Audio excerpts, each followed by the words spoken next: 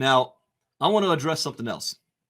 I've been having this conversation with my CMO back and forth about crypto. What is crypto? How can it be classified? Is it legal? Is it considered a Ponzi? Or by definition, would it be considered a Ponzi? And I want to arm you guys, and since this is also public, I want to arm all of you when you're approached with this question from a what's the word I want to use? Devil's advocate perspective. First and foremost, crypto is not made up out of thin air. A lot of people ask, what is backing it? This is made up out of thin air. Everybody likes money, right? People love money. This is a piece of paper.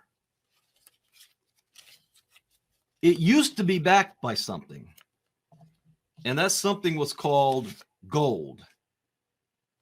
It used to be backed by something, which meant everybody had gold.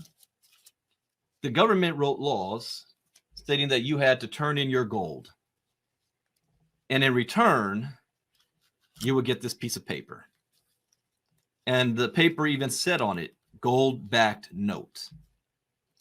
The government took it off the gold standard in 1971, but the government kept the gold. You kept the paper. Highway robbery. So at that point, what was backing the money? It wasn't gold. It wasn't property. It wasn't real estate. Only one thing was backing it. Something called trust in the United States government. That's the only thing that was backing it. Trust in the government. And without trust, we don't have an economic system. And the trust is not just from the people. The trust has to also come from the merchants. It's got to come from the banks. Everybody's got to play ball for it to work. Then comes crypto. And this is what I still think people are not getting. Crypto is not money. Crypto is technology. Is a house money? Is property money? Is an art piece money? Is a stock money? No, they're assets. And assets can rise and fall in value. So what determines the value of an asset? What determines the value? One thing determines the value of an asset. What somebody else is willing to buy it for. Stocks. What determines the value and the price of a stock? What the public is willing to buy it at.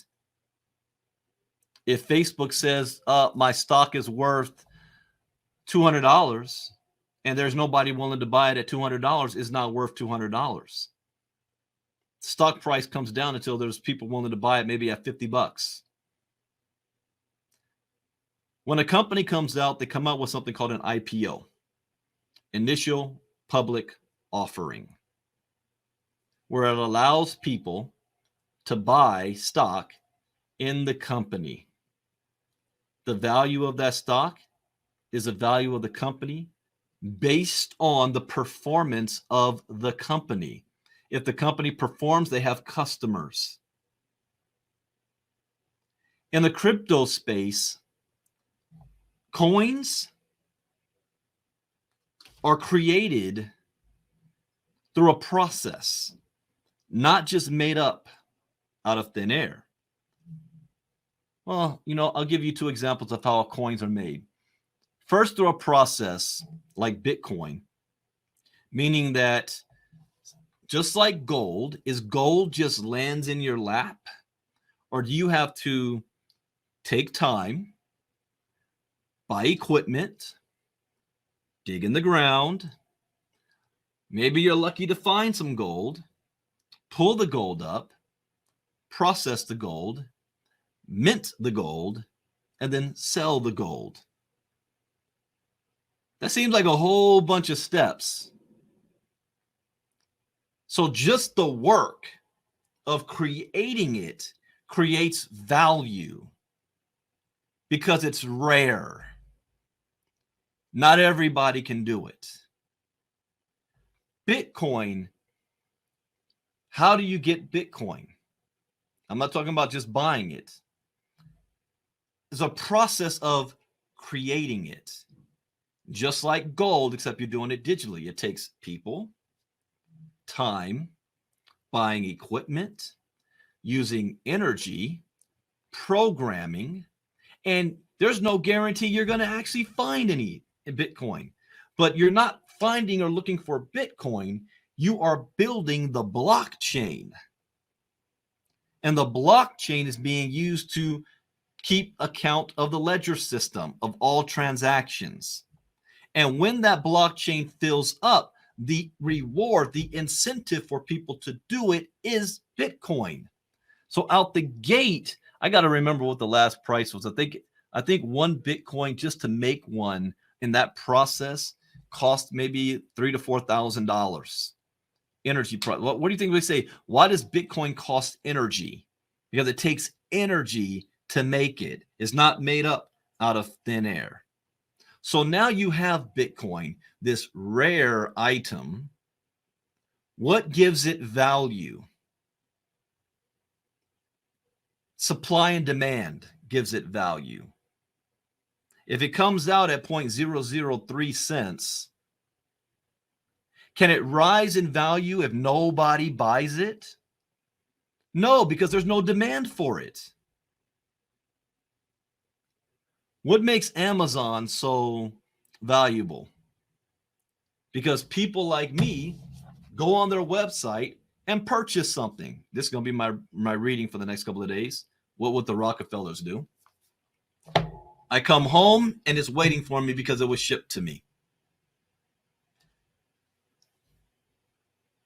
If there's people willing to buy what you're selling, the value of whatever you have goes up.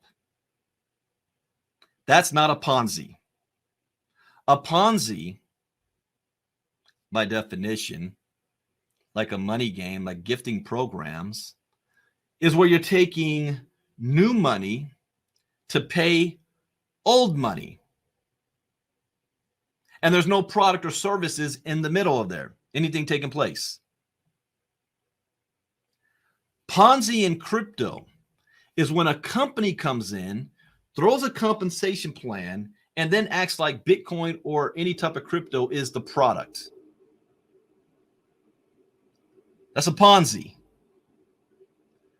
The crypto itself is an asset that goes up and down in value based on an individual's willingness to buy and purchase. If the company is crap and doesn't have any real world value, then the value of that token is going to be down because there's nobody demanding to buy it. If the project is solid and goes up in value because people want to buy it, then the value of the coin goes up. It's like digital stock. I know for some people it's hard to kind of wrap your head around that, especially if you've been part of the system for very, very, very long and you think, the government's going to shut everything down. Money changes and the definition changes, which is why you can't look at crypto like money. You need to look at it like software. You have to look at it as an asset. ICO is another word for IPO. So I hope I make this clear for those of you who, if you're ever asked the question, what makes this not a Ponzi? And it's really even hard when it's decentralized, not controlled by anybody. See, if it's not controlled by anybody, well, the definition of a Ponzi is somebody's getting the cut at the end of the day.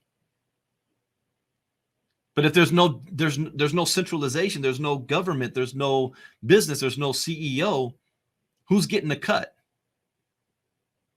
off of trying to create a Ponzi? It's open market. The financial system in the United States before the 1860s used to be this way, where there was multiple currencies allowed in the United States. The only thing not allowed was for a state to create their own currency in competition with the federal government. But businesses, corporations, and people were able to mint their own money in gold and it be recognized.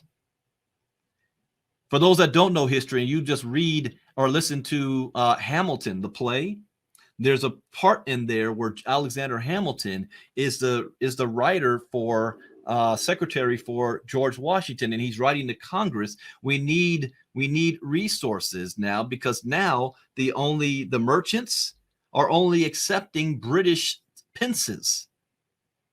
They weren't accepting other forms of currency, because back then there was multiple forms of currency. It's kind of like how crypto is now today. We're going back to that. And if you know history, you know why the federal government stopped allowing that. That you can only use United States currency because they did not want to have foreign interference from other governments and other powers around the world that wanted to have influence on United States politics by sending in their money and their own version of money that was not tied to the central bank. Alexander Hamilton is the first Secretary of State who brought in place the U.S. central bank and created the debt system in the United States. But before that, it was a completely different ballgame here. We're actually going back to where it was with the founding fathers before Alexander Hamilton. It's good to know your history. Know the history of money. Know how it works.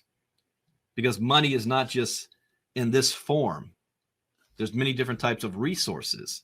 So when you're looking at crypto, you got to look at it from a technology point of view. It's not about the coin or the token. It's about the use case.